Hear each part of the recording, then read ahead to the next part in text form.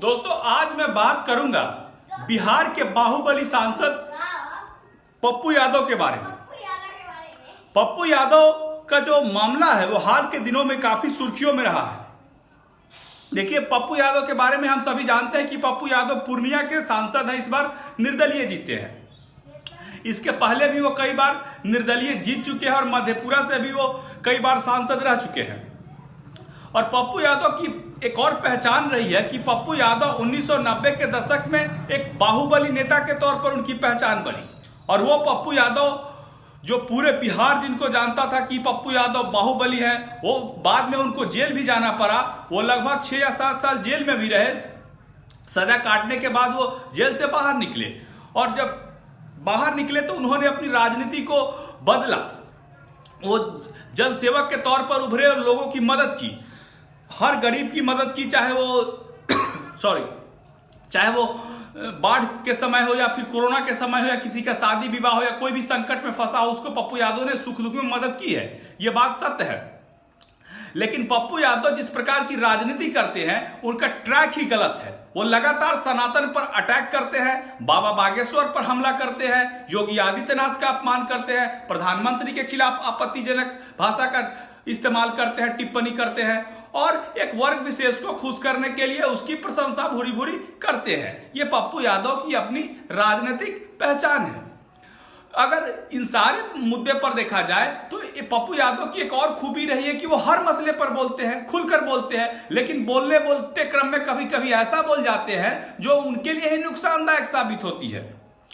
अगर इस केस को ही देखिए आप लोग, लॉरेंस बिश्नोई का जो मामला है, तो लॉरेंस बिश्नोई के केस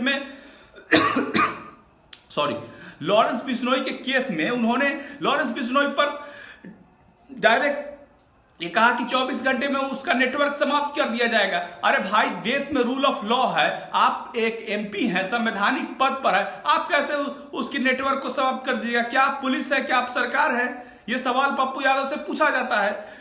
और पप्पू यादव अपने आप को एक बाहुबली नेता के तौर पर प्रोजेक्ट करते हैं, अपने आप को बाहुबली समझते हैं। और 24 घंटे में जब पूरे नेटवर्क को समाप्त करने की आप बात करते हैं तो फिर एक धमकी आती है, या तथाकथित धमकी जिसे हम कहते हैं, उस धमकी कॉल रिकॉर्डिंग के आधार पर, अब क्या है नहीं है हम लोग तो नहीं जानते हैं, पप्पू यादव ऐसा दावा करते हैं। तो उस दावा करने के आधार पर अब सरकार से सुरक्षा मांग रहे हैं, जेड श्रेणी की सुरक्षा दे दीजिए। सरकार कितने लोगों को सुरक्षा देगी भाई? हर नेता अगर इसी प्रकार से मांगने लगे कि मुझे जेड श्रेणी की सुरक्षा चाहिए तो सरकार कहां से इतनी सुरक्षा लाएगी? तो अगर आप बाहुबली है, 24 घंटे में पूरा नेटवर्क समाप्त करने की बात करते हैं, तो फिर उनसे आप डरते क्यों हैं? उनसे आपको जान के खतरा नहीं होना चाहिए? इस तरीके की राजनीति पप्पू यादव करते हैं। और पप्पू यादव कभी भी सनातन के लिए एक भी स्टेटमेंट नहीं जारी करते हैं। जहां भी सनातन के लिए